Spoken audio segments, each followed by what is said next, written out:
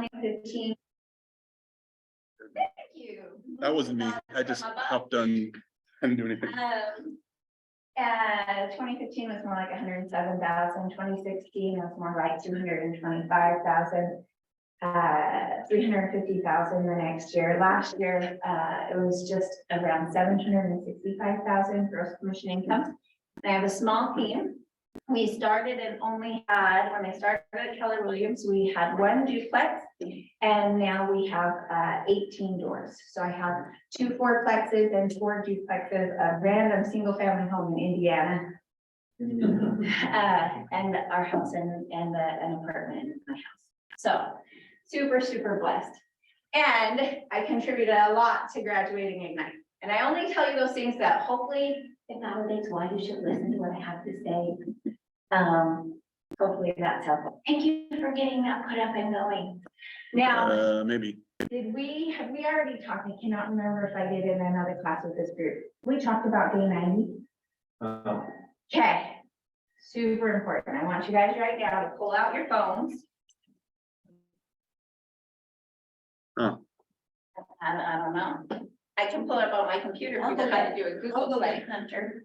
I know I should have done something here. Well, it should be connecting. Every time? Yeah. Well, maybe just taking a second. Here, I can do okay on the big one. I might just take a second. Oh, it looks like it's trying to go large training room. We want small training room. Oh, I don't think that's An option. I'll go back. I just texted. well, Okay, that says large training room though. it does. Does that make it? Yeah, I do. Okay. Let's try this. Oh, yeah, we learned this one's the large one. Is it? We've gone through this process. Yeah. I think when I clicked it, it popped up with the code. If it'll go, we'll take it.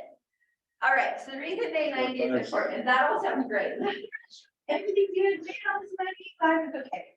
Well, I can tell you, day 90 was the last Tuesday in October 2014. It was a big day in my life because I had a little bit of success. I got a listing, overpriced it, and we'll get into that later. Really good. There we go. We did our, we had one that closed. And I had just gotten a phone call from an agent that was not a Keller Williams. He just responded that he's coming, so How do we, can I use it? Does this work? let's see. I don't think that one was working last time either. And it's down arrow to go Oh, forward. It's- okay. It's Cam, right? Yeah. Right. We're just gonna go Or if back you for want a me to minute. sit here and cycle through them. I didn't study, so hopefully we're ready. I just got a call from an agent and I made a mistake on something and she sure let me know, and I did.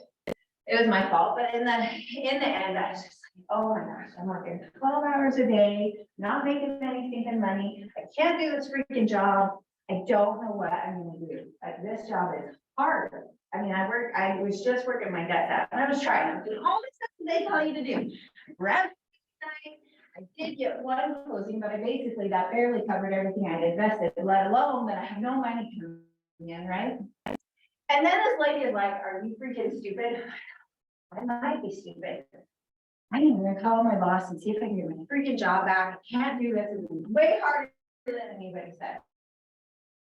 So I picked my daughter up from school and I went home and I rolled in bed, like I can fully remember pulling the covers up and being like, forget it, God, I'm out. You were the one that told me to come here. You told me to go on this journey, and this is the journey you gave me. So mad.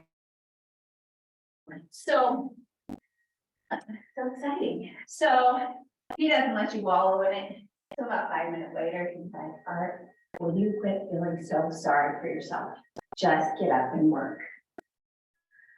I go downstairs, and what that means is you just call people.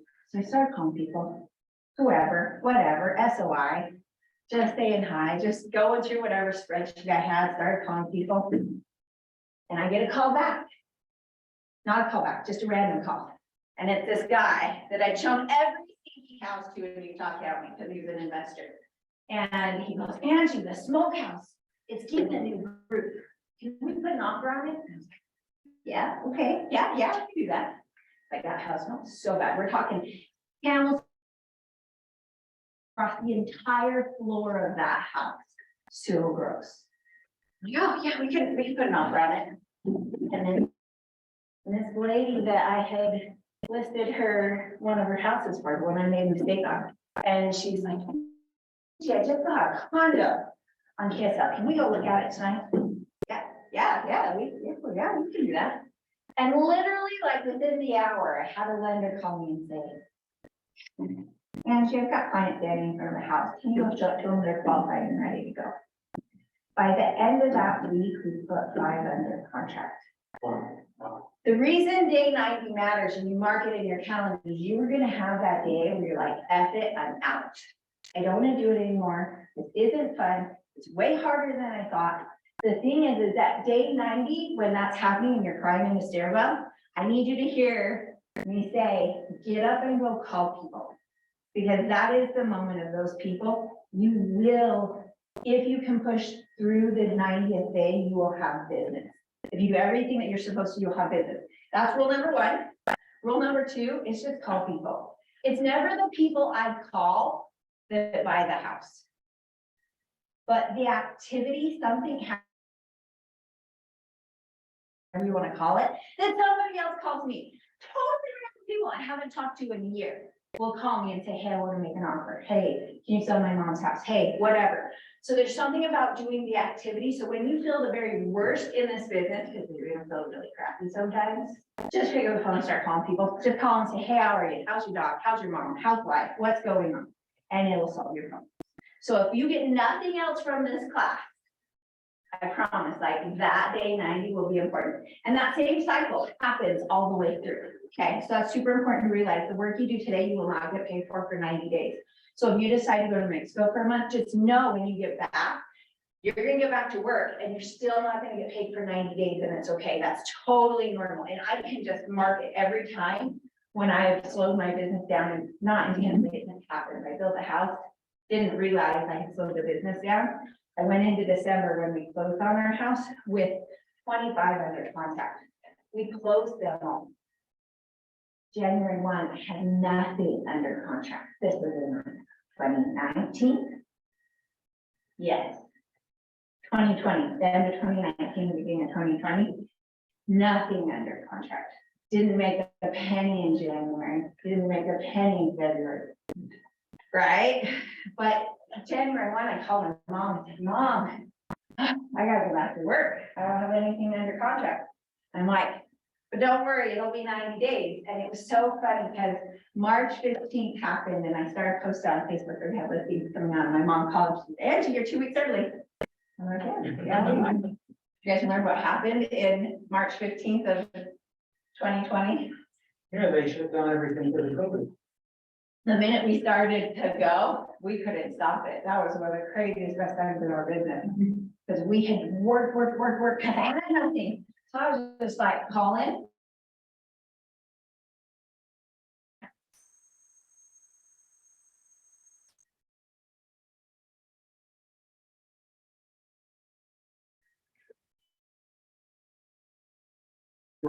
So, I got it and see if I can get working. especially.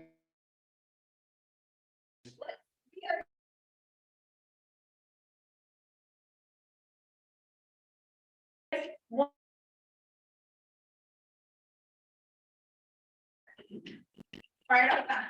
Yeah, time. Let's go. A little more successful when we're done. You gotta show up. Uh-oh, that wasn't me. Awesome. So we are gonna learn about the cycle. I don't know what, I can't remember. To be honest, that's why you gotta put the thing up, then I have it in here. Or I'll be. I need that. I can go look at his, that's on his screen. I don't know where to go next. Okay, so. That really wasn't me. Communication. So I think the basis, so you guys have gone through almost all of the classes. I think you guys have today. Friday, are you guys planning to be here Friday? Okay, Friday, there's gonna be, he's gonna go over more lending. And I also wanted to ask you guys if you felt like it would be valuable to do a mock closing with the title company. So they walk you through what it would look like, what it would sound like, where you should sit, what kind of things you should say. That was one of the most valuable things for me, but they didn't have it in the program. So I was talking to Mike at Infoland and said, I think that actually would be really beneficial. And because of how we shortened up and condensed Ignite, that I felt like we could probably do it on Friday, like an hour of blending and an hour of like a mock closing with the title company. Does that sound valuable? And have you guys been on a tour of, I don't know the title company, but the title company up here, they're good people. Can't think of the name. That kind of Real? real advantage. Burgundy probably, I think, great lady. I ended up working with the title company who did the mock closing with me 8 years ago. There's so much value in, if you teach me, I will be incredibly loyal to you. I stayed at Diligent for 15 years, like they taught me, I'm incredible. Should never got that job even, so I was so blessed to be there. Okay, so we're gonna do that on Friday. We had to move with the buyer because of the holiday last Monday, right? So that is gonna be next Monday, the 30th, and I think that's our final class for Ignite. So today we're gonna cover kind of just the basics of the transaction. Sometimes they'll have a transaction coordinator try to teach the class, and as I was working with the content, I felt like they don't always get to see the crap that happens on a transaction, that we can kind of talk about, like, how do we make that happen? My very first transaction, I remember sitting, waiting to try to collect the keys from the seller, and I was like, I wrote down all the things that went well, and then all the things I never wanted to do again. And so those are kind of the things that I wish I would have understood before I started that. All right, so our communication though, so in thinking about when you're talking, so this is kind of a general class, it's not gonna necessarily be specific for buyer or seller. And just go over some of the like fundamental things that should help you guys. In talking about communication, this is gonna be such an important piece in understanding like how the person wants communicated with, whether it's an agent that you're working with, or a buyer, or a seller, or a lead. So I have some people who might just want to email, which seems very, very weird. I'm not necessarily, it's not my first form of communication, but finding out how they want to be communicated with. So if I'm meeting with let's say I'm sitting down and I'm meeting with a couple, it's gonna be important that I find out, well, would you prefer phone calls, text messages, emails? Like, how is it that you guys want to be communicated with? And maybe they'll even say a phone call. But a lot of times for me, if I'm doing text, I want to tell them up front, hey guys, I just want to let you know, I'm going to do a group text message with everybody so everyone stays on the same page, but you can always call me. I don't want you to think I don't pick up the phone. I just want to make sure to keep both of you in the loop all the time. But maybe they don't, maybe they want, almost everyone will say text message most of the time. And then also being able to set up an expectation of when you're gonna text or how you're gonna text. And it's not horrible to answer at 10 o'clock at night if they text you, but if you do, then they'll always text you at 10 o'clock at night. So it's just, you decide how that transition is gonna happen. But if you tell them up front that, hey, I work from 8 a.m. to 7 p.m. every night. At 7 p.m. I'm with my family. I'll do my best to get back, or I'll do my best to get back to you the next day. If you respond at 10 o'clock, you've now won them over. You've already had that moment with them. And it's going to enhance your credibility. Really, people just want to know what's happening. And if you can talk to them before it's going on, that's going to make a difference. When we're talking about setting up that expectation, let's say with a buyer as well, and then sitting down, I feel so bad because you guys haven't done your buyer class yet, and she's so good at Susie Love at teaching that class, the best score. Knowing when and how, like what they can expect and what it's gonna look like. Even things like, when are you gonna go look at houses? If they send you a house, is it important that you go right away, or can you wait? Like, what does that look like? Who taught the seller class? You guys remember? Oh, Becca. I got Becca Summers. Yeah. Is anyone in that class? She's intense. And super good. All right, I feel like I need maybe the whole, yeah, I'm like, maybe I should have that here so I can remember all of the pieces.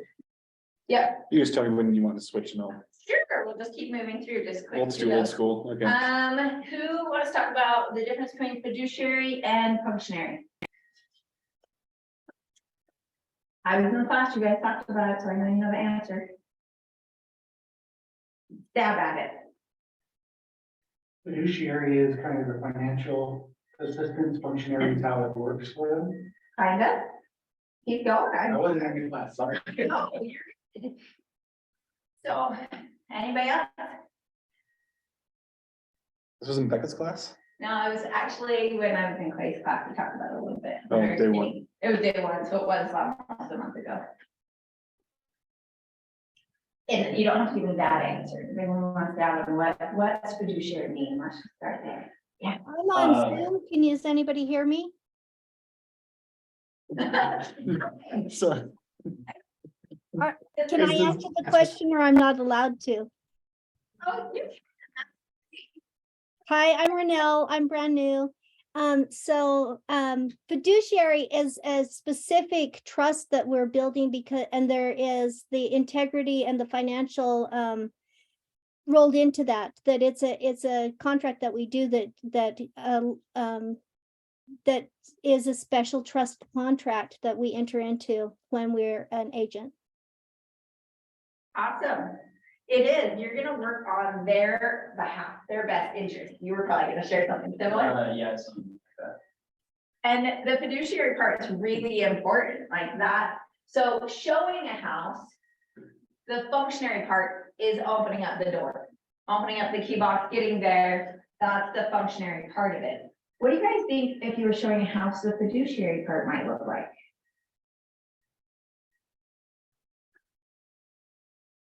Just ideas. There's no wrong answers. Letting them know of any problems or anything that you see.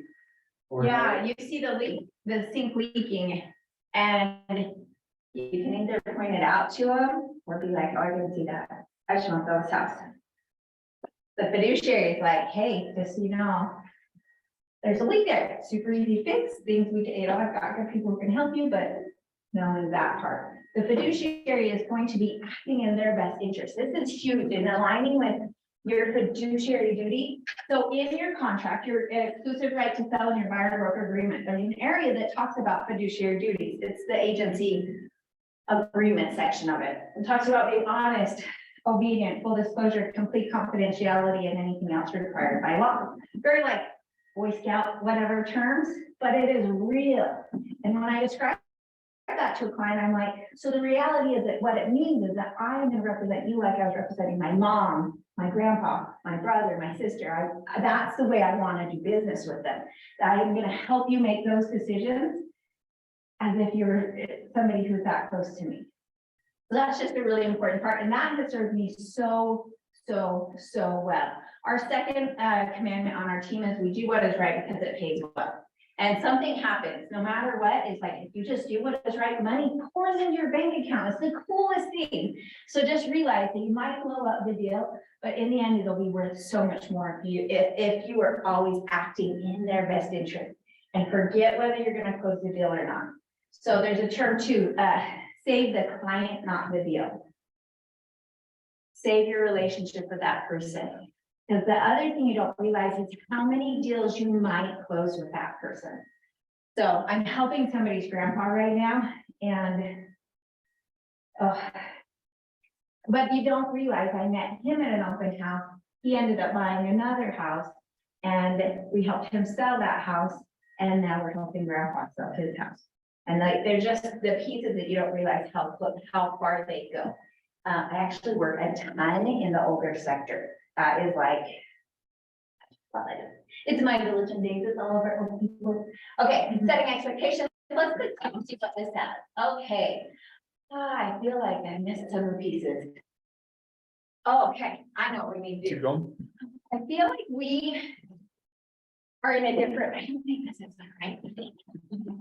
Can I just sneak in here and see if he had, how do I You want to go back a slide? want to go, I feel like I'm in the wrong slideshow. I said I'm a different slideshow. I wonder if I can pull it up on mine even.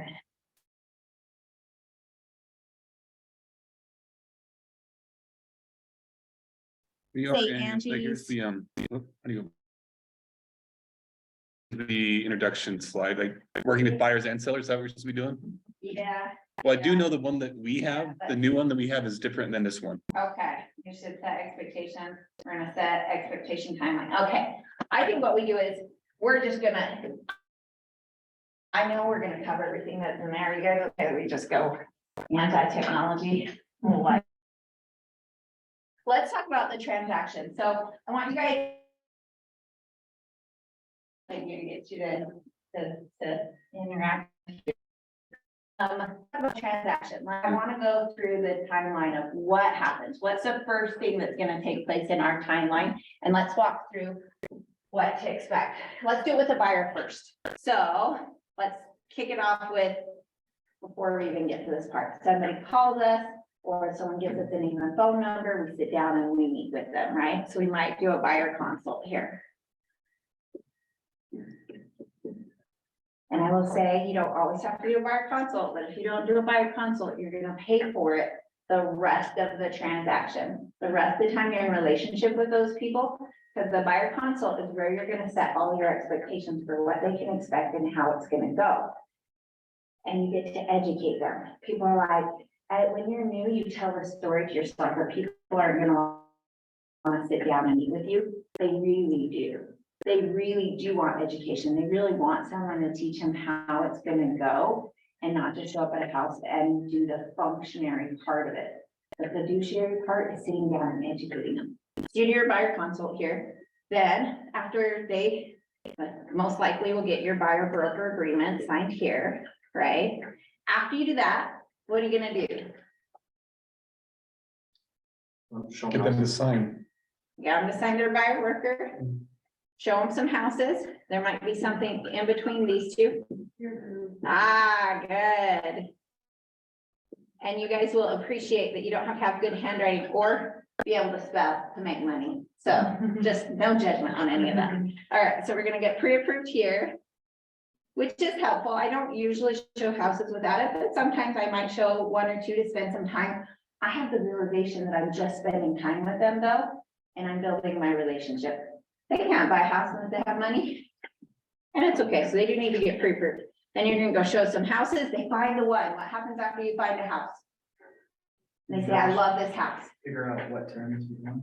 Okay, yes, terms. We're gonna call this the offer.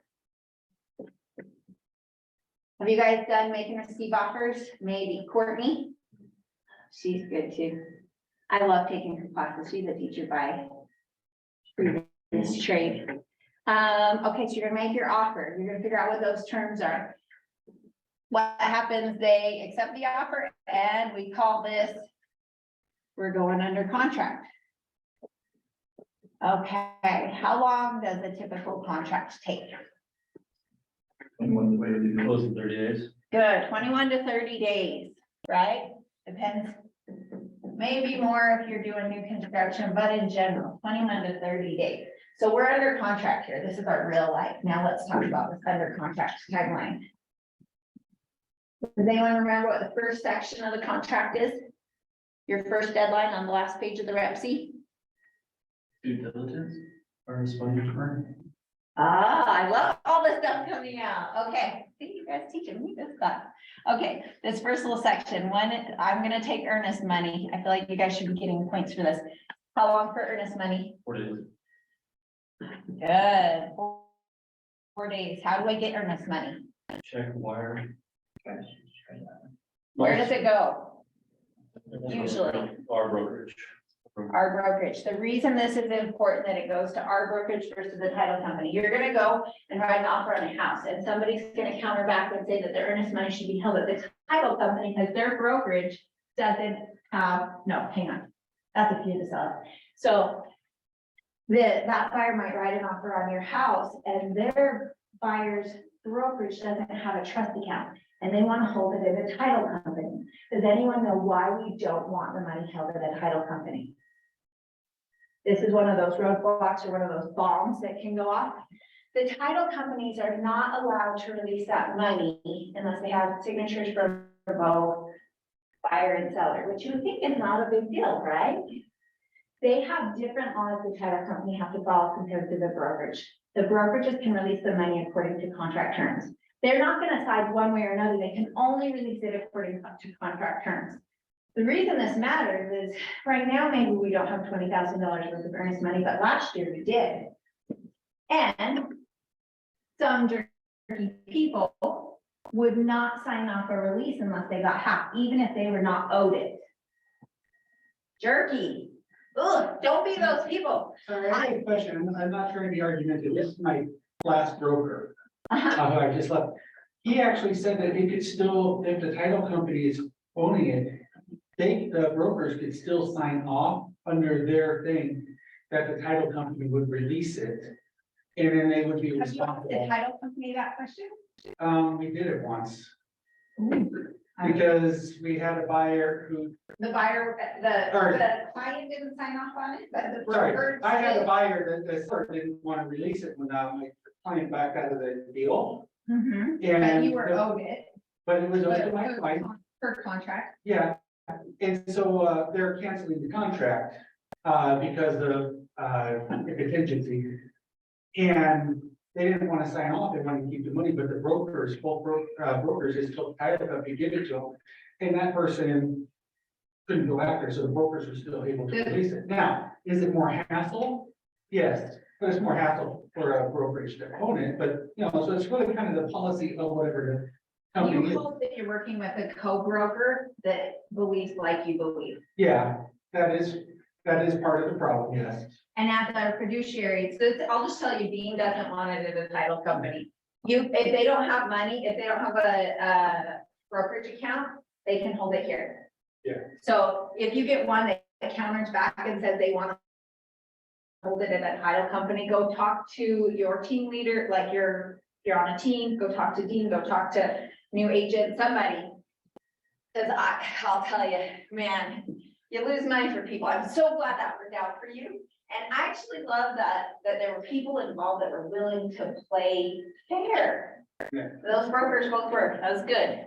So good. So good things to know. So it should come here. Now, what could go wrong with earnest money that can screw up your deal? Possibly, yes. We're gonna come back to that one because I want to talk about that. Refundable. What if it came in a check and it bounced? Funds. You're now out of contract. So if you can choose how to have a smoother transaction, or it still works to bring a check, but it has higher risk. You want to do everything you can to make your transaction as smooth as possible. This is just advice. You don't have. Little grandpa does not want to try to wire it, but he just wants to give me a check. It's gonna be fine. But if I have a choice, try to use your nest. You guys know what that is yet? So it's gonna be through our brokerage. It's just a link that you send them. It's totally secure. It does cost them, I think, $15, but it's a wire that'll come through. Whoever's doing your transaction coordinating can help you with it. They just send it out. TC does it now, but if you can, that's the best way. Earnest, write that down. I should learn about earnest. Not the one that If they're teaches doing it. a check, who do we bring that to? Keller Williams Westfield, they'll bring it upstairs, make sure the property address and your name is on the memo line.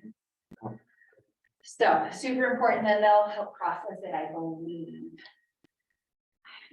I might be slightly disconnected from that. It's been a minute since because they've made changes since I've done it. I used to have to, I think there's a form that they're gonna have you fill out at the front desk. If you're not here, you typically are not, the front desk is gonna email you the form. You fill it out digitally. It's just like the contract address, the names of the people involved. Super easy. But it all gets processed here. And then there's two things on that though. You have the receipt that you're gonna fill out at KW, but there's also a second receipt that you're gonna find on the MLS. Because especially if you have like a personal check or something, you're not gonna send the personal check to the seller showing that the earnest money came in. That receipt just said you took it in, so you can just search it on the MLS under the forms. Is that the slide that you want me showing? I think that was on here. Yeah, I have gone in my own world. I am going.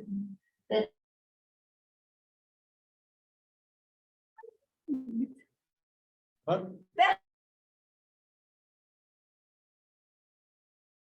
Okay, so we have our earnest money. The check, is it cash? Or does it sit on someone's desk? It's cash. It's It's deposited cash. within 4 days.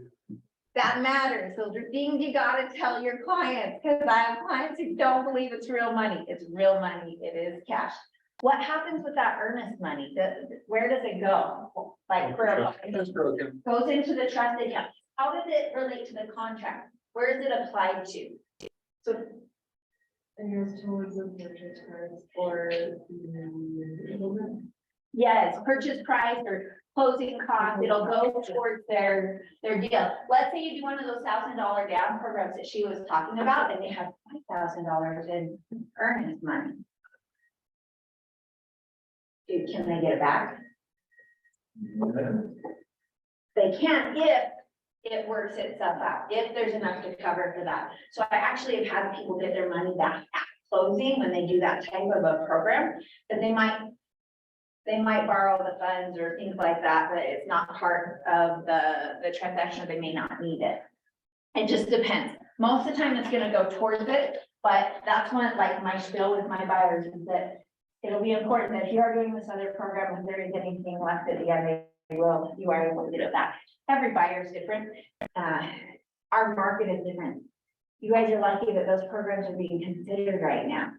Like a year ago, there was no chance in hell if you didn't have $25,000, like you just couldn't get into a house. It was really, really challenging. So good. Like, this is a great time for you guys who work in fires. It's so fun. Which, by the way, I have a cute little condo for sale right across the way. Yeah, I can see it from my office. Just dropped the price. We're at $280 ground floor unit, new carpet. We probably include closing costs for your buyer.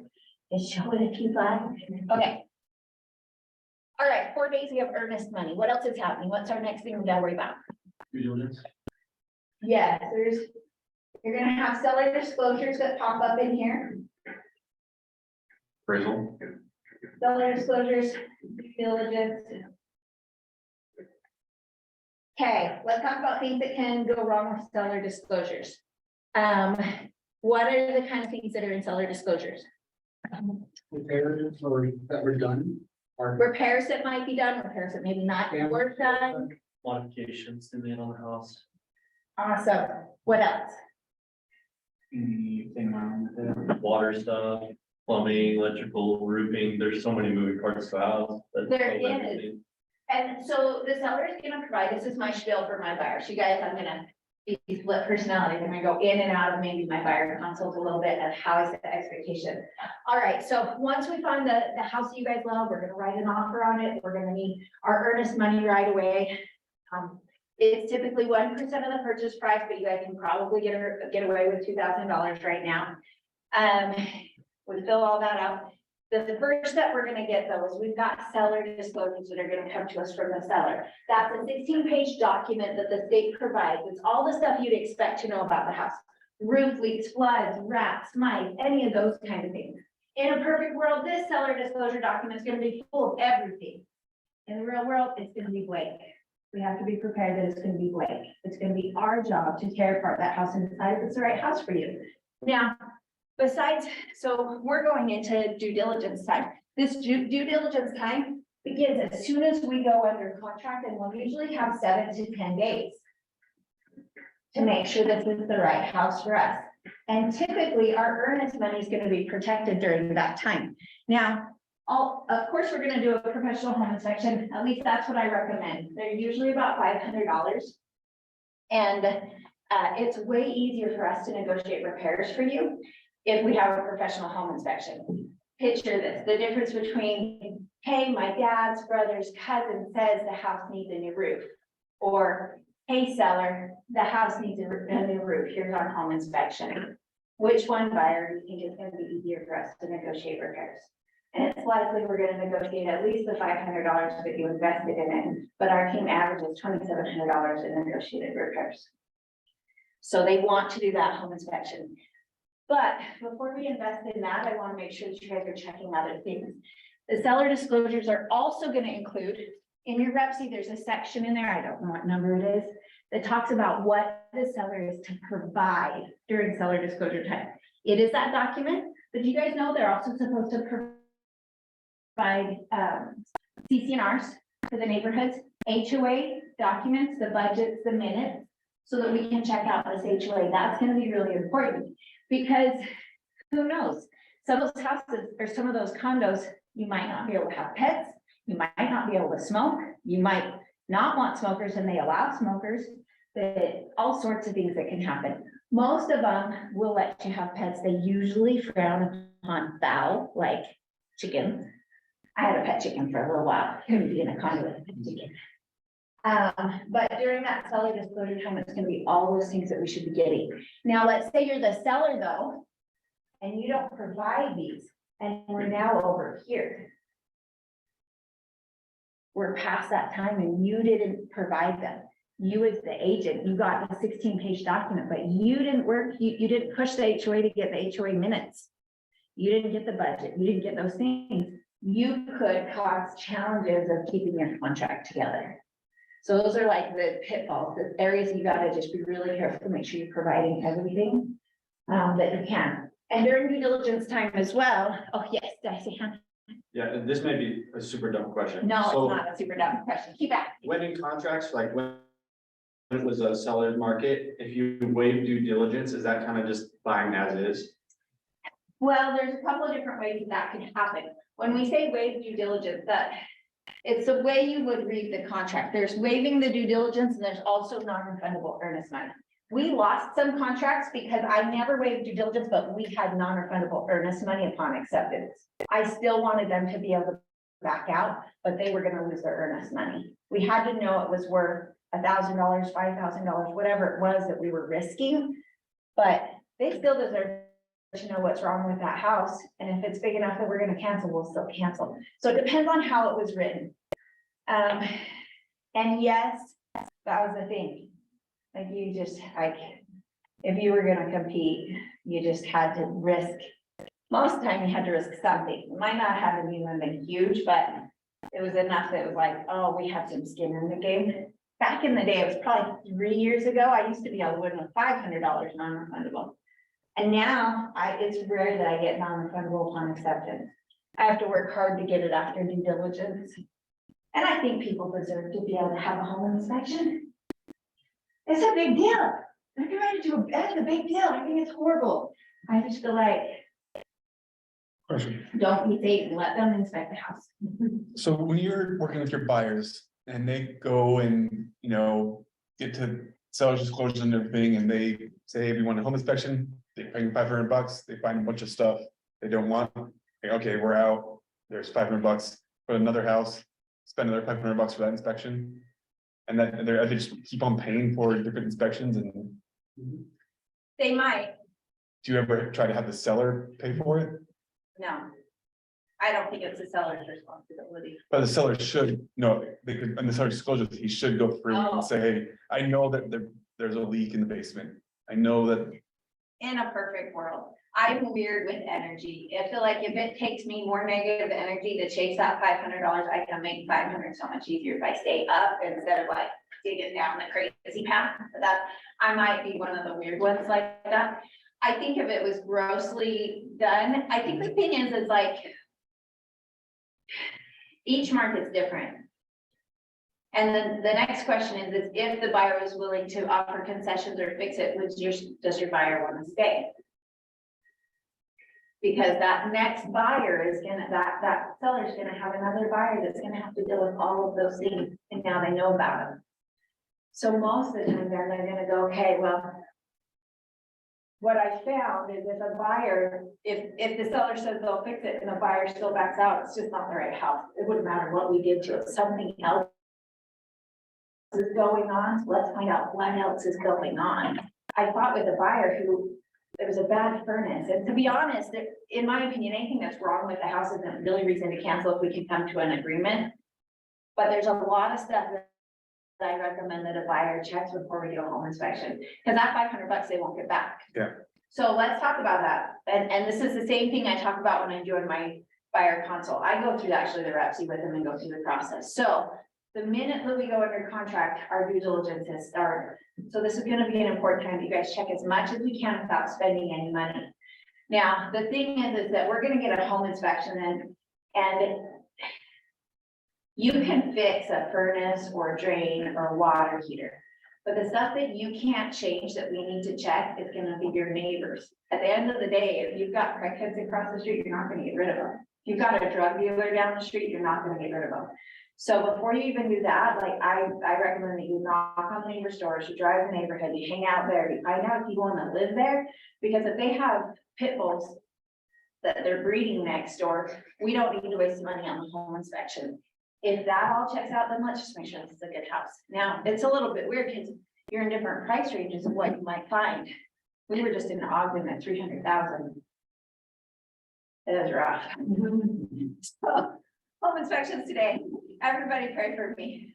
So, Then, so like, if the buyer, if I'm buying, you know, your house and I say, hey, you have leaky roof and tons of other problems, I'm backing out, I just lost $500. The seller and the seller's agent now know that they have a leaky roof. They may not have known before.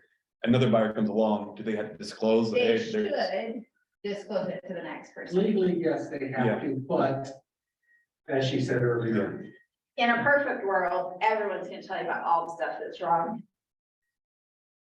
I know, it's Okay. going down and getting the. I guess in the transactions I've done, it's always been, I guess, a perfect world where it's always been super smooth. Transparent. Yeah, So I'll tell you on the seller side, I want my seller disclosures full. So that conversation sounds Yeah. different with my sellers. When I sit down with them, I say, okay, this is how we're gonna do seller disclosures. I want you to print them off.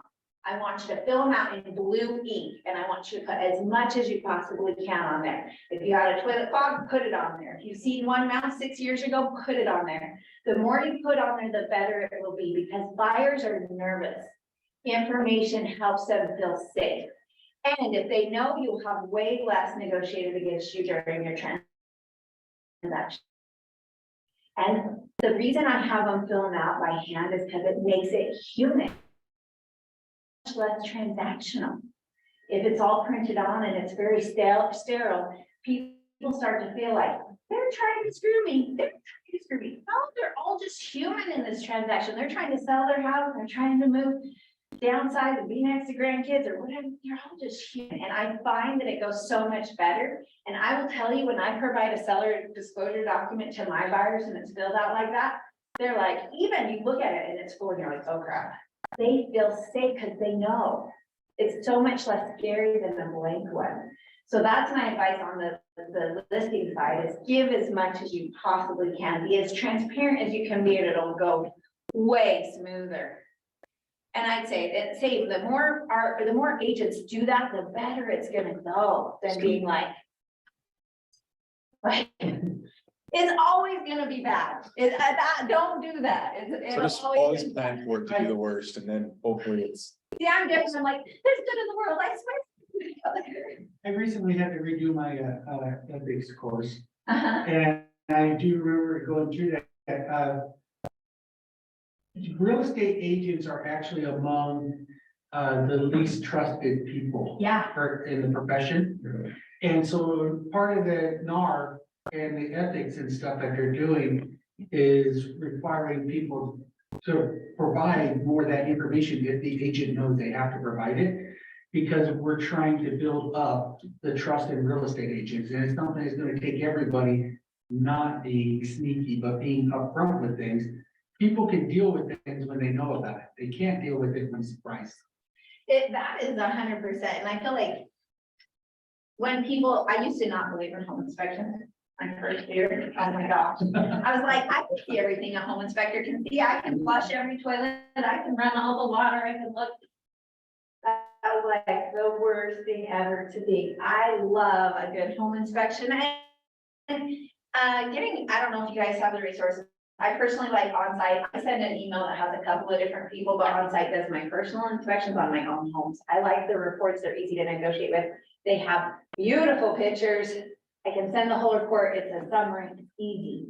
I really love Jared Fenn, but I hate their reports up at Pillar to Post. They drive me crazy. I can't, they're just hard to read, hard for me to submit to seller. I told them that the other day. I'm like, fix your reports. Pillar to post depends on the person you get the inspector. I think that's on all of the inspections, for Yeah. sure. And different companies have different, so I have found that there's one that I really like is onsite, but there's a couple that how they interact with your client kind of matters and how stressed they are about things. I think it's important to share all the information. That's what we do. It's our data. We're gonna help them out. So pitfalls, yes. A question, so you say you have up there 7 to 10 days for your due diligence, what if you can't get inspection within that 7 to 10 days and there's? Call onsite. I can get them almost within 24 hours. Alright, Yeah, cool. That's like, we just do 3 days of due diligence, like, it just depends, you can also, so. Get a couple of people so you have some good options, So the on-site, on site. okay, And you know what, you could probably get 14 or even maybe 21 days accepted, but I just want you guys to think about how painful that is, as you sit and wait for 21 days while your buyer sues to decide if they made a good decision. Sure. Not saying that you need to force people to do things, but our job is to help them reach their goal with the least amount of stress as possible, and the more wines and wines and wines right now, I think there's just so much anxiety. Help them make the decision and move on. Everyone is happier with the shorter. Something I found that helps too. Ask them if they want the home inspection and ask them if they have someone specific, and if they don't, would you like me to schedule one for you? It gets it done quicker. yeah, don't, a lot of the times I don't want it to be that's like the first call as soon as we go under contract is the onsite. Hey, when's the soonest inspection that you have open? So That's for me. I just try and really get them in. Like, I was surprised. Did we have a holiday or something? Oh, we were out of town. I can't remember. But, so on that one that's going today, but hers, we still shortened up her due diligence. She had multiple offers. We had multiple offers in this freaking market. recently?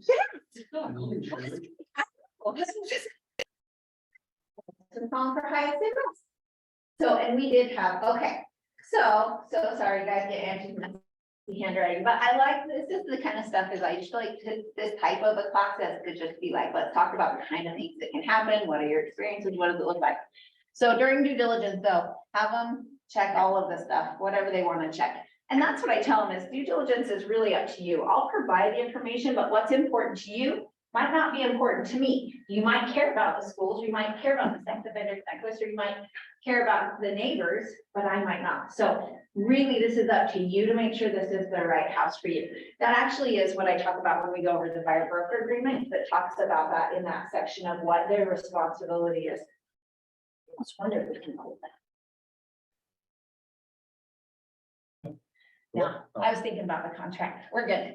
If not, we won't get through all of our stuff. Okay, due diligence. We've already passed that then. So now we've done we didn't talk about negotiating repairs. You guys did that with Courtney? You guys talk about negotiating? No, it was, there was someone who taught negotiating everything, and that was part of it. Okay, cool. So we're gonna probably skip through that unless you guys have questions about negotiating repairs. I will say that I'm not a fan of having sellers fix stuff. I don't trust them. That the expectation will be the same, but what they think looks fixed might not look like what we think is. So if I can, I do try to negotiate concessions over repairs. Does anyone have questions when I say that, what that might look like? Saves time too. Yeah, and sellers are usually done. They already spent last month getting their house ready to go. They don't want to put any more time and energy into it. And they're much more likely to give you your $500 or your $1,000 towards that than having to fix it. Most of the time, unless they're like really, really tight on money. So we're kind of getting into that market. Okay, due diligence passed, right? What's our next step after due diligence? Financing. Financing. So with financing. And somebody else said it earlier, and I just Appraisal. ignored it, yeah.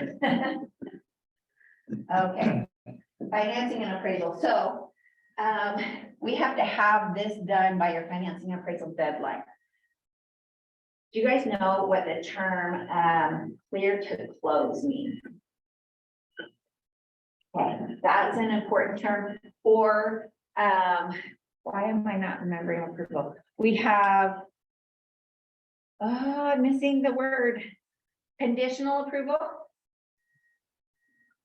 Conditional approval or clear to close. Those are two different things. And these are things that are important through here that when you're talking to the lender, you talk to them about. And the reason being is that a conditional approval means they're almost there. They just have a few conditions they have to meet. Maybe they have to get another paycheck stub, or they have to get something. Their money is 100% non-refundable here. So if you don't have at least conditional approval by this date, you gotta work on that. You gotta figure out if you can get an extension. That's why you can't call on this day and ask how it's going. So I talked to the lender at least once a week, if I'm a buyer or a seller, to see how we're going, and I ask the question, do you have a clear to close? Do you have conditional approval? Kind of what the differences of those are.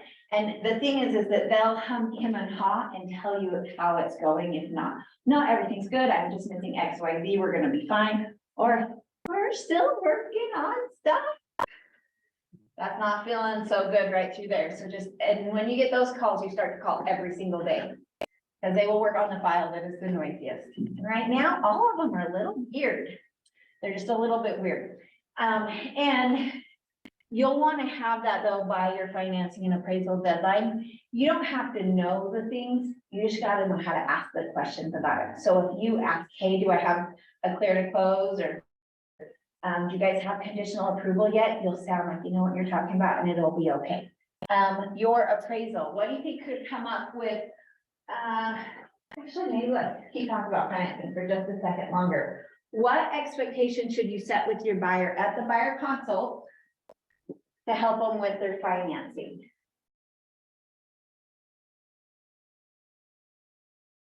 Transaction. You might not know, and it's okay, but if you got some ideas. Well, if they even really have the money to do it, because if they don't have the financing, they should set the expectation beforehand. So you have to go through all that process and say, hey, JK, I don't have the money. Do you have the money? Do you have the money in a bank account, or is it underneath your mattress? That's something that has caused me some grief. They're serving, or they're like drug dealing, but they're working a cash business and the money's not in their account. And they have 10 grand literally under their mattress. And so they think they're good for their down payment. If that money is not in the bank, you can't use it. So questions at the buyer consult, as you start to talk about those kind of things, you may or may not know, but money's got to be earnest money. Best thing is going to be that it comes out of your bank account and is wired in, not out of somebody else's. It needs to be money that's already there. And if you make any financial decisions during the next month, we're like married, you got to talk to me about it. I don't want you to buy cars. I don't want you to buy trucks. I don't want you to open up credit cards. You cannot articulate buy a couch. Any of those things can make it so you can't buy the house. Just call me first. Okay, just call me before you do any of those things. Those things are all things. Don't quit your job. Like, have that conversation, just talk to them, because you can prevent a lot of problems through this. Is all city found out. So my brother, he sells real estate down in Texas. And a couple of years ago, he had a guy, they're under contract on like $600,000 house. 3 days before closing, went about a brand new Raptor. And they couldn't. Yep. Deal. I've had people literally, the day we're supposed to go sign, are buying fridges, couches, washers and dryers, because they don't think about it. But that can totally jack up whether they can get this house. So you got to talk to them about this. If I talked to them a little at buyer consult, but I talked to them just throughout. Like, hey guys, just a reminder, don't buy anything, don't do anything. We got to make sure we get through this. If they have, millions of dollars and everything, and they're making those purchases, why would it still fall through if If they? if they're purchasing with cash, it should be okay. Okay. And I had another one where they're buying an investment property. She's very conservative, but same thing. She just called the lender because she's like, I need to buy the washer and dryer for the townhouse, and I need to buy a fridge, and I need to get blinds. I'm like, that's all great. Call Jackson and ask him if it's okay. So, and they were like, yeah, your debt to income's fine. You can use your Costco card. You're okay. First time home buyers, they're sometimes stretched to where they're maxed at whatever that is, and maybe interest rate shift this much, and you're like, wow.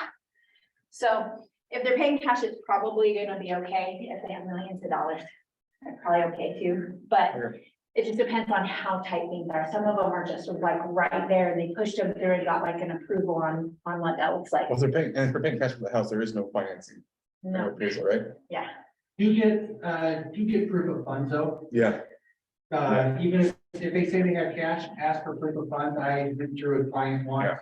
Oh, yeah, I'm a cash buyer. No, they didn't have cash. I hired you a cash buyer.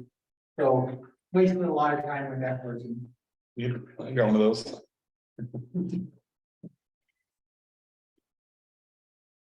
I don't run with a ton of people that have a ton of cash. My first year, my average sales price was 146. So, I mean, that was back in 2014, but my favorite is, I just really love to help. I don't know if you want to call them blue collar workers, whatever. People who know, nobody taught them how money works. Real estate is the coolest thing. I don't know if you guys realize, like, real estate changes normal people's lives. Like, there's nothing else that will stabilize a family like buying a house or like an individual person. There's just so much wealth that is built through that nobody ever teaches them. Nobody taught my parents that how real estate works. Like, I'm so grateful to have gotten the knowledge so I can help my parents. Okay, all right, financing, appraisal. We talked about things to be careful about. You guys are gonna learn a little bit more on Friday. He's gonna go through the difference between FHA loans versus conventional loans and some of those things that could cause some hiccups with that. Your coming clear back here, your life will be better over here the more time you spend on like even your pre-approvals. So when you're getting your people through, it's not something you're gonna talk to your people about, but you are gonna say, hey, it's gonna be really important. I don't wanna risk any of your earnest money. So when Sheila or when Mike is asking for documents, I need you to get everything. I want to make sure that we have it totally done up front. And I usually will say something like, not all lenders will do it, but my lenders are awesome. And they will make sure that you are sent through automated underwriting, and we're going to get you solid before we're out shopping for houses, because I don't want to risk any of your money. I want to make sure we play this game as if it was my money, and we want to have that all done as much as we can here.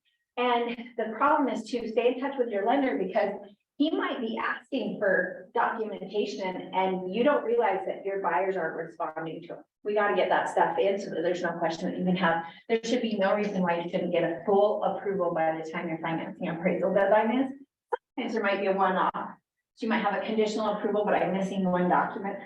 Okay, but I really like, you should be good. And that's 21 days from going under contract typically. Appraisal. What kind of headaches can we have with appraisal? If appraisal falls low. A low appraisal. Right now, we're not seeing that. Most of our deals are $30,000 below appraisal because we're in a downward market, but soon we're gonna start to see it. Right? So it could fall low. You guys talk about negotiating that in that class a little bit. It could be, repairs that need to get done to be able to have it approved for an FHA. Things like hand railings, or the roof might not be approved for an FHA, lots of stuff that might have to happen there. So the sooner you can get it done, the better. Sometimes too, if I'm worried about appraisal, I will work with the lender to try to get it done before our due diligence deadline. So if I already know I might have an appraisal issue, I might try to get 14 days of due diligence and get it ordered right away and get it in over here. If I have money risked, if I'm risking money after due diligence. Because on a normal contract in today's world, you probably don't have money risk clear till here. You might have some that comes up after due diligence. My timeline's a little messy. How many people in here have written offers? Yeah, just start writing them. Just keep writing them. You know, my first offer took me 8 hours to write, and now I can probably do it in 4 to 5 minutes. You just gotta practice, even if they're fake offers. Just keep practicing. Yeah, it's hard. The first one's rough. Okay, financing appraisal. What else? Let's click to the next slide and see what happens. See if we hit most of the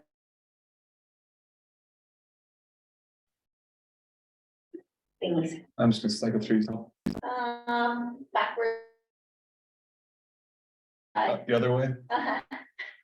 So here's the, you wanna go? That one, okay, so we got pre-approved, we did our. Oh my goodness. There is something wrong with this Room. Apple TV or whatever. I like the size. No, it happens in that room too. Does it? Mhm. And it's with the Apple. Yeah, stuff. I don't know. Totally fine. Okay. I feel like it's gonna talk about reviews. Should we go with it? Well, actually, can we stop and do ahas real quick? Let's take 3 ahas. There you go. We did get it all. Good job. We should hit. So quick question about this again. So usually it's non-refundable after financing and appraisal. So So, like if the appraisal, something was wrong with the appraisal and my buyer wants to back out, it's still refundable. as long as you have not added money, it's called section 8.3 in the rep sheet. That's an area that says this much money would go non-refundable after the due diligence deadline. As long as you haven't added that extra piece in there and it's a traditional contract, you have clear up to financing and appraisal. So you want to have that appraisal back and you want to have your approval from the lender by then, because you're protected clear through that time. So then after financing and appraisal, that And you big, can, let's say they had $5,000 in earnest money, you could say, hey, $500 is non-refundable after inspections. And then the rest is gonna be protected until then. Yeah. As a seller, just so you know, I will always counter back and get something. Due diligence. and we say until then, so until that 21 days, day 22, it's, Day 21 at 5 o'clock. yeah. Yes. Good question. And every transaction's a little bit different, but I just did one where we required 5,000 to go non-refundable at due diligence. And then the other 5,000, and we did non-refundable at due diligence and it needed to be released to the seller at that time. So it's gone and done and in the seller's hand. And then we released the other to the seller at financing appraisal. What do you think are the advantages of doing that? Because I know sometimes as a seller agent, you want to be like, you want to have both interests in mind, and that's why you don't want to be such like a mad, aggressive, angry agent. You're like, money, money, money, non-refundable. Like, I think where's the balance with that? I was at $1 million listing cost and it was our second transaction through and we accepted a lower purchase price. So I told the agent, I'm willing to take a lower purchase price, but we have to know we're closing. That makes sense. So it's a win, like we really worked like, I hear that because we should have been at 1-1 and I'm like, I can get them to accept $1 million, but you gotta help me and you gotta help, I gotta get some money into their pocket so that they know that we're gonna close the deal. So there might be different pieces of that. I think, and I might use something like, oh, is there any way we can get some skin in the game, even $500? Because on these little transactions, like, yeah, for $5,000, this market's stupid. But $500 is like, by then, this is how I tell a buyer, I'm like, why is it that you're gonna ask the seller to bet on you when you're not willing to bet on your own financing? Why are you asking them to pull their house off of the market if you're not confident enough that we can get a loan at least $500? Before the crazy market, I used to match, I'd go half if they ever lost it. Then we got into the crazy market and we were doing 20,000 in non-refundable money and I was like, that's too rich for my blood. I actually didn't do 20, there's still on my team that did that a lot. So, but 500, if you're willing to risk 500 and we end up losing it, I will go half on that with you. So I want you to know that I'm not gonna ask you to make a bad bet and bet my own money too. So that's something that I would do and just so that because again, these kids, they don't have any money. That's $250 or $500 is a lot of money to them. It's a big deal. So I totally hear what you're saying. It's like, how do we balance or not? So I agree that you have to play nice. They were, yeah, that's not for their transaction. You gotta work together and make it, so let's come with something for each other. Okay, my question with that is, are you negotiating that before you get the offer with them, or is it in the counter offer? So I talk about it, I actually really would love to pull up a rep sheet, if possible, like when I do my buyer. Want me just to Google one? That'd be awesome, can you, or if you can log Yep. into MLS? Log in and bring it up. Awesome, So, Is that, Aircast. but I think they have Chrome, like how you. I didn't know there's a jack over there for the. Problem is I don't know my password, so So. gotta figure this out. It'll go the. And up front, the better the transactional goes. So you ask like, do I negotiate presenting the buyer? I actually cover a ton of this in my buyer consult. I go over both the buyer broker agreement and the REPC during my buyer consult. I'm really like IB though. My team doesn't usually do a buyer consult that way. They're much more like. "What do you want?" And I'm like, all right, let's talk about this. Let's go through the contracts. The other thing for me is I learned really early on, I had to really know my contracts because that's where my confidence came from. I'm not really good with script. I am really good about things that I believe in and I'm passionate about, and then I don't have to worry as much about my words. And if I could show that I knew we talked about it In that small, we Yeah. had like 2 months ago. yeah, with that. I don't know, That's why I was like, this, but it was me and you that we were in a class.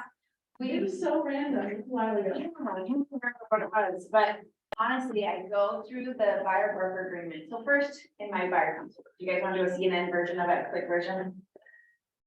I feel like it might be worthwhile, but not, I would. It's just, I'll have to redo this. About it, what's. I'll have to redo it. What's bringing you here? What's motivating your move? Awesome, where do you guys want to live? We get your location, we get your wants and needs, and then I just jump right into it. And I'm like, I got it. do you guys know how real estate agents get paid? And I'm just like, that's where I just start after we get into our soft, let's get to know each other and understand your goals. Well, do you guys know how real estate agents get paid? Well, great, did you know that sellers actually pay motivated, qualified? That means that I agreement, and we go, and what that means is that some things though, that I need you to do for me, and I'm gonna do for you. Yep. I just say, so we're going into forms, let's pull, buyer broker. Do you do Sky Slope? I know, I'm Slope. supposed to, I haven't figured them out yet, maybe they'll be this legacy. Not the same, but I just like it. I use Sky Slope, but. So I don't use this that often. We'll be fast. Why isn't this working? I have a quick question. Yes. On the buyer broker agreement, technically, like if you put 3%, then technically I think it's the wording. But I had one, well, it's saying, like, I said, oh, I'm not gonna push it. He's like, well, can I get that in writing? What do you, like, I'm not gonna push it, but like, what do you do to it? I'm probably not the agent that KW wants to tell you the answer to that. I just put for MLS on there. I don't put a number. I can. Okay, all right. So that's all I write is I write per MLS. And to be honest, I even say that to them. I'm like, I will accept whatever the seller is offering as payment in full. I want to make sure that I point that out. Now, this is me. No, goodness. Maybe KW is not gonna want me to teach you this stuff. And as I go through this with them, I'm like, we have 2 rules on our team. They're really simple. 1, I don't work with jerks. And 2, I only work with people who really want to work with me. Okay. So as well, I also want you to realize, and at the next section, it has the protection period on it. I just put a big 0. There's no protection period. At the end of the day, I want you represented. If I'm not going to represent you, don't go. Yourself a good agent. It's going to be really important that you're taken care of. And I want to point that out because maybe other agents are going to lock you into a contract for 12 months. And they're not going to let you work with anyone else unless you work with them. If this doesn't work out, my rule is you got to. You can't. Answer my phone calls and text messages, those 2 things, I only work with. My broker. Oh, you won't buy a broker? Whoops. But I just want to point out a section in there that's important. You guys need to study your contracts. It's one of the most important things that you can do.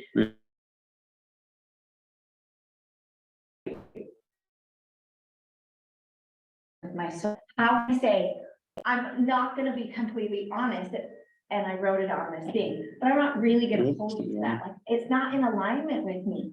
You're right, I'm totally not gonna assume for it, so why put it on there? That's me, that's why I be careful. What is it called in here?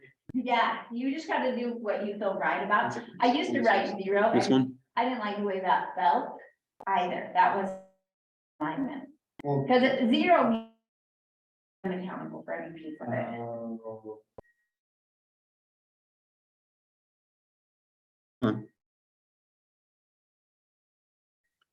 It's Uh, just.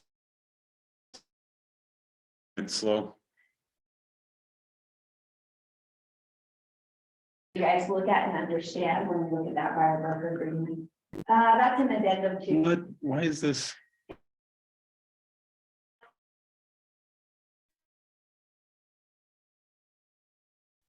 Buyer but backspace, and you have a space in there.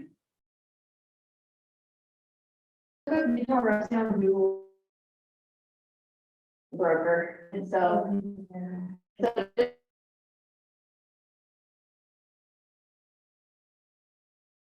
That's still an addendum. Yes, this one right here. Computer, it's like microscopic, where is that, one more time? Where did we go? We just lost it. We might have, oh, there it is, right here, up 4 or so. Right, that one? Yeah. Okay, I feel like this is a team building. there we go. Now we're gonna, okay, so he talked about what we would do. I just put to be determined on the property address. I do really fill this out until the end of the year. At any point in time, you do gotta tell me, because it's okay, well, I'm in a contract. Yeah, but really, what are you in a contract for? Like, you're gonna try. Okay, brokerage fee, I do just write as per MLS on there. My protection period, personally, I just put 0. And then keep scrolling up, and maybe it bit me, probably, but who knows? Okay, section 4 and section. I love to upside down with the client, because they think you really know your stuff, so if you can memorize these couple of sections upside down, and you present it to them, you're gonna look like such a freaking badass, it'll be so cool.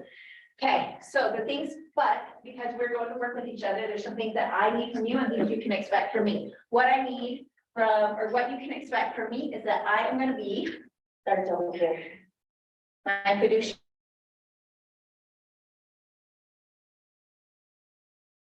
Up here, I'm not upside down. My fiduciary, right? At the end, if I want,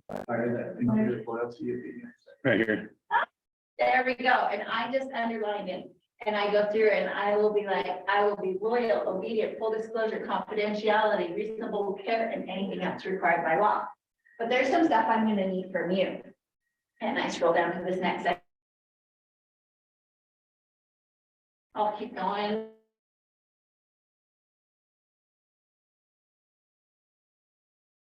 It'll say A, B, C, D, E. Different one. Oh,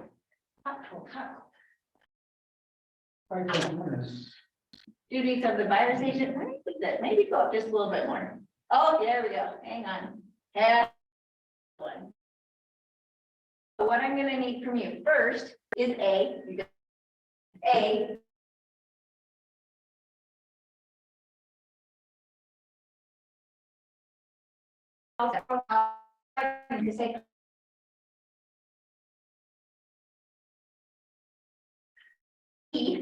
You were gonna.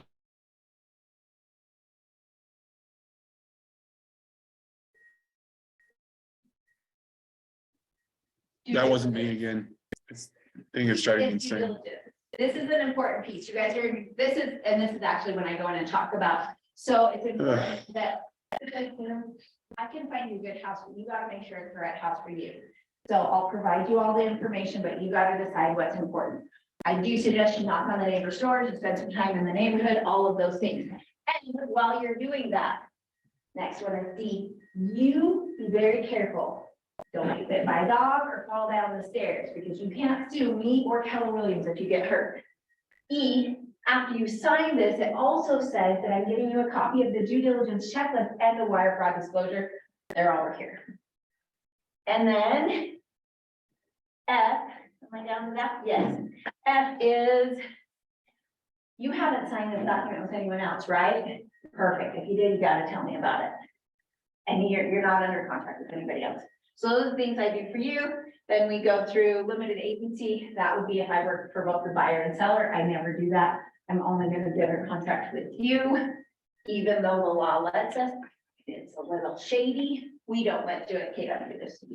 Is it technically limited when it's another Keller Williams that's not? The brokerage is limited, so I do hit that. I do say, well, I actually don't talk about it as much on the buyer side as I do actually on the seller side. I spend quite a bit of time on that because I let them know that I work at Keller Williams. We have 350 agents. It's likely that we're gonna get offers from agents in my office.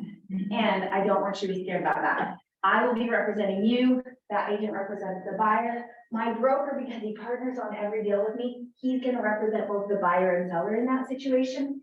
He's not really involved in the negotiating. He just keeps it legal and ethical. And don't be scared of taking offers from Keller Williams agents. The good thing is we know that they're educated, we know that they're ethical. And typically the offers that come in from Keller Williams agents are better because I have to see them the next day. So our negotiations are a lot better. Everything is, it's just a really good opportunity. So don't be scared. I'll always let you know if it comes from somebody inside my office or another Keller Williams agent, but don't be too scared of that. Dispute resolution, if something happens between us, we're gonna do mediation before we go to court and hire lawyers. And if you could just fire me before then, that would be great. That's usually what I'll say there. Keep scrolling down. I circle MLS that says that you can give us, or that the price of your home is gonna be disclosed on the MLS so that they have it in the database for comparables. But there are not any attachments here. We should not be discriminated during the transaction. We are gonna do electronic signatures. This due on sale, this has to do with seller financing. Most people call it rent to own. Have you heard of rent to own before? Like, well, it's super dangerous. That's why they disclose it in the state contract. We're not gonna do it unless something changes. Sound okay? Okay, let's keep going on. We're down to the bottom. Perfect. How do you feel about putting me to work? Good, okay. Thank you. So, and then we go, all right, you guys, I don't know if you guys have enough time, but just in case you guys want to go over the contract, I always feel like people can make decisions better when they know what they're working with.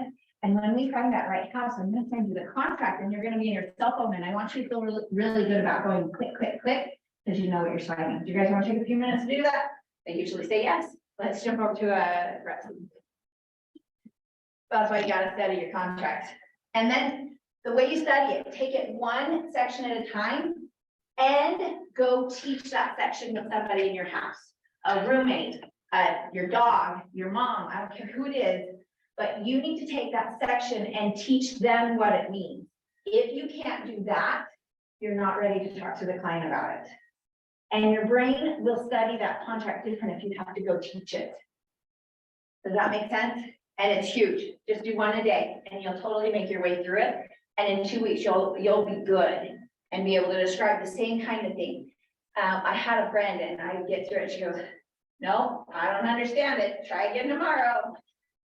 Okay, let's grow. So I just run through, do you guys want me to run through what I might say to the clients? You can tell me you don't have time, you can skip this, but is that helpful? Okay. All right, so let's say we go to that house today and you love it and we want to make an offer on it. And I just have I have a rep right there with them and I give it to them when I get done. We kind of circle different things. So I'm going to try and do this upside down, but not really. All right, so it's pretty simple. We're gonna put our address and our date in there. We're gonna have your guys' names on it. The next section is gonna talk about what is included in the sale. So I talk about that with them there. So most of the time, if the house is vacant and we see a fridge, we can probably get it included. If we walk into a occupied house and it has a beautiful stainless steel French door fridge, we're probably not gonna get it. And most likely it's not gonna have a fridge or washer and dryer. We can try to negotiate, but I just wanted to give you a heads up. We don't wanna lose a deal just because of that. It might be in the MLS saying, yes, it is included, so you can automatically. Yeah, this is store it in my buyer console. I kind of want to set the expectation so they can start to plan in their mind that they might need a fridge. Because then if they get one, it's a bonus. So it's the same thing, expectations up front. So same as I go through and we walk through the houses with people, like we were gonna do another game, and I don't know if I'm gonna get to it. Please tell me we'll go fast. And I'm just quickly kind of outlining for the buyer so that they can see it and feel it. The next section is gonna talk about the purchase price, and I'll circle here and here, and then I underline right here. Okay, so it's gonna be important if we're competing in multiple offers that we make you look as strong as we possibly can. We always want to be totally honest. We never want to deceive that, but it's gonna be important. Now, let's say they're looking at 2 different offers right now, and one of them is only gonna be putting $1,000 down, and someone might be putting $10,000 down. Which one looks better to a seller? The $10,000. So if there is any chance you might be able to put more money down, whether it's in a 401k account or a bank account, we want to put as much as we possibly can on here to show how strong you are. We never want to lie. We want to be totally honest, but you can change these numbers. Right here, it allows you to make that change, so don't stress. We may put a higher number on, and then you decide to work with Mike and he gets you the $1,000 program. It's no big deal. You guys are lucky because you are not contingent on selling a house right now, so I might mark that. Keep scrolling. Settlement and closing, we actually didn't talk about that over there. This is where I set the expectation. So the contract's gonna take about 30 days probably. And when we go sign all of the documents, that's our closing day. You actually are gonna probably not get the keys for at least 24 hours after that. So just plan on that, but whenever we go to sign, it's probably gonna be at least 24 hours before you see the keys. So I've already started to set that expectation for them. And we used to be in a market where we had to give them 2 months almost on every single contract. We're not seeing that now, which is good. HOA and other things, I will always have the seller pay for assessments. There are 2 sections here. One of them was assessments. It is important the seller pays for the assessment. Do not have your buyer pay for those. That's if the dog has pooped. That's if there is a roof that's getting done. The seller's assessment is not the buyer's obligation, and you don't know what they are. It's an unknown. So when you mark to the buyer, so I'll get some contracts people send them, I'm like, oh, God. And they might even be in a special assessment district. Maybe new lighting has gone in, or they've just put sewer through that area in the vineyard. And your HOA ones, I typically will do split buyer and seller. It just depends. So if I can get the seller to pay, I of course would want to. This talks about who represents who, so I just quickly run through it. This talks about who represents who in the contract. This is the title policy. This next section talks about title. There's actually 2 title policies that are purchased during a transaction. The first one is going to be the seller. The seller is required to purchase a title policy for you. It makes sure that the home is free and clear, doesn't have any liens on it, no encumbrances and encroachments, but you don't really own the house. So you actually have to purchase a title policy for the mortgage company. The good news is that's part of the closing cost that Mike's already given you a quote for, so you don't need to worry about that. Seller disclosure, whew, this is the section I'm talking about. If you are the buyer and you're not getting these, I just screenshot this and I politely send it over to the listing agent and say, thanks so much for sending the seller disclosure document. Would you mind sending the rest of the seller disclosures over? So those are all the things that they're supposed to send with us, or to give for seller disclosures. If they don't give, like all the, like HOA and all that stuff, you normally advise they cancel the contract in? Depends on the buyer's needs. How they feel about it. There could be some risk in it. Likely, if they're getting a loan, the lender is pushing to get that kind of information too, especially if it's a condo. And sometimes I will keep calling an HOA, or I will keep working to try to get it. It really depends. Sometimes too. How long do you cancel? If they don't meet that deadline, do you have to cancel by due diligence or? You should. You should. If you continue on, you may show that you were okay and accepted it. It depends on what a judge would say. I might extend, I might be polite and say, hey, you know, it's really important to my buyer that we get those. Maybe we need to extend our due diligence deadline. And it depends. I've had some where we haven't been able to get them. And you're just like, what am I gonna do? Most of the time we can. And again, it's like, well, if you want the house, are you okay if they won't let you have pets? Are you gonna be like, the budget is the thing that's the hardest to get, budget and minutes. I just barely, I've been fighting my seller with those condos, just barely got budget in minutes, and she probably called every day for 2 weeks. And so as a listing agent, I gather all that stuff up before we're under contract. That's the problem, is if you haven't started, you're a host. Like, as soon as you get a listing, you gotta get in touch with that HOA and start to get stuff from them. So, yeah, I can't say it's a hard impact. And, okay, let's say it is this condo versus one that was built in 1976. I might really want the budget for the one in 1976 over one that's brand new, or like pretty. Does that kind of make sense? The Well, newer, here's the healthier ones, yeah, we don't, they probably don't need to do a roof, they probably don't need to do parking lots. But if something was even in the 90s, I'd be like, let me see that budget. So, good, all right, and then this is what happens if you cancel, this is what happens when the seller cancels. This is why it's important we get that seller under contract as soon as we love that house, because you guys get a chance to cancel for 21 whole days and your earnest money is protected. But that seller, once they accept our offer, they have to sell the house. They have a couple of options. They could offer to give you your earnest money back and an equal sum of your earnest money. But if you don't want to, you can sue them for performance and they have to sell their house. I've gone down that path before. So that's why we don't want to dilly-dally. When you guys know it's the right house, let's get that seller under contract. So right now, I'm already setting the expectation that we don't want to mess around. If it's the right house, we write an offer, we get it under contract, we move forward. Okay, this is section 8.1, 8.3, and then I that we were talking about.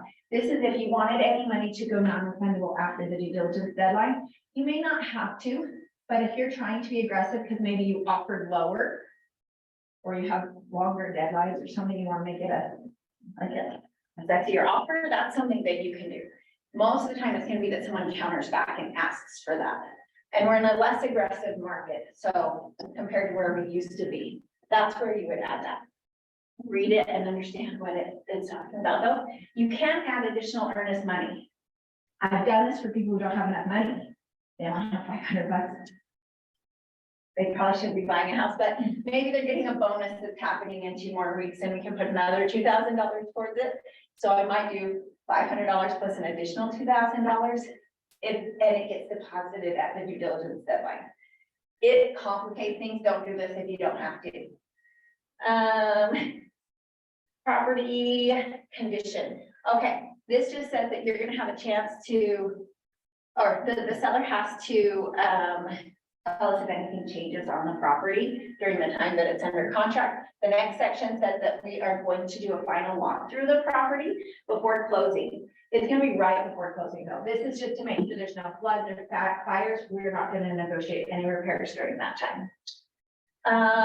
They can't change anything to the property during the time.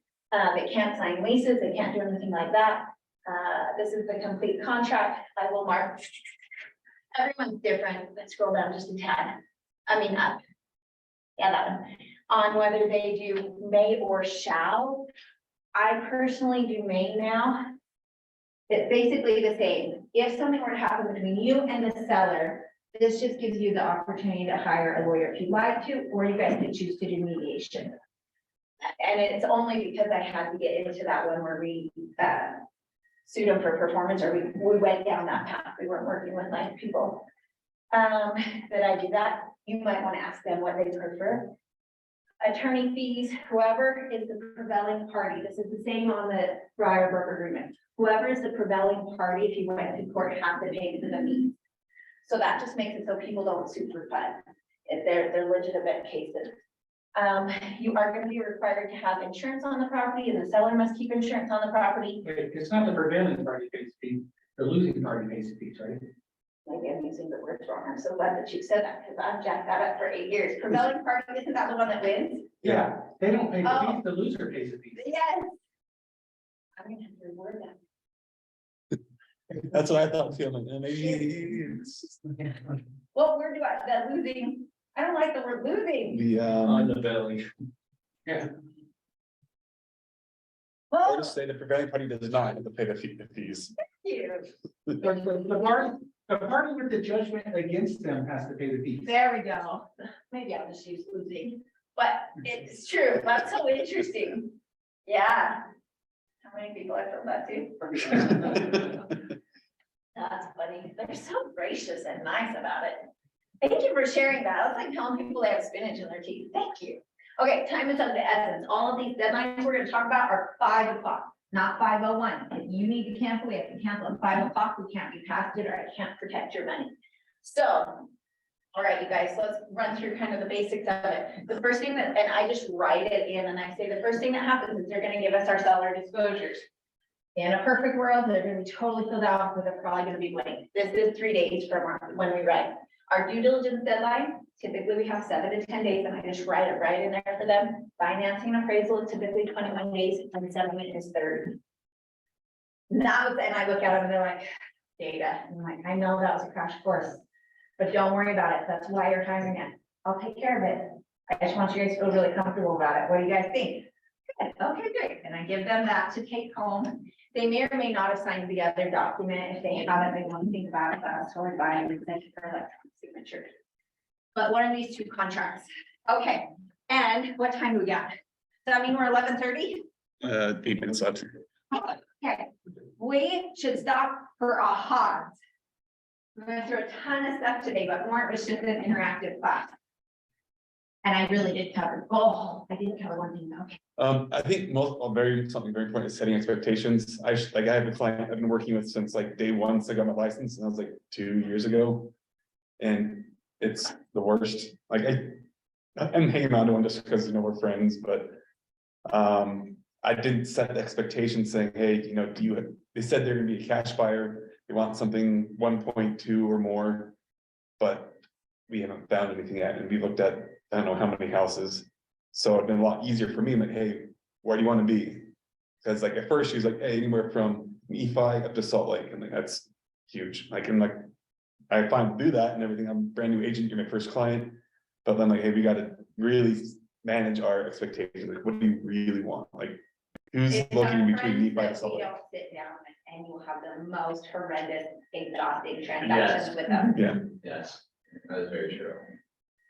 So I like just recently, I told them straight up, and we're not doing this anymore. It's so Like, do you hard. want to move forward with this or no? And I've kind of set those expectations with them, like, do you really want to pay And why? 1.2 in Like, cash? what is it? That's what I would go to all the time is motivation. So what is it? Why, what's driving it? Like, let's role play for a half second. You see that. What is it? Like, are you sure you really even want to buy a house right now? Like, is this the time to do it? What's going on for you guys? Well, I just signed a lease and paid a full year in cash. Oh, cool. Where's that at? Vineyard. Vineyard. All right. So that tells me we're taking a break. No, I still want to Okay. buy a house. Still want to buy a house. Okay. Why? Tell me about this house. I want it to be perfect. Everything in the house needs to be 100% perfect. Like, you want to build it or you want to buy it? I thought about building, and then I thought about buying something that's already built, but I think I want to build now. But I don't know what builder to use, but I don't know if I want to. I'm giving you real things that she's told me, so. Be clear about, so is it the house or is it the location that has to be perfect? The house. The house. What is it about the house that would make it feel perfect? Something that my kids love and that I love. So are your kids older or younger? Younger. Younger? And, when you think about this house, what do you picture? What's happening with those kids?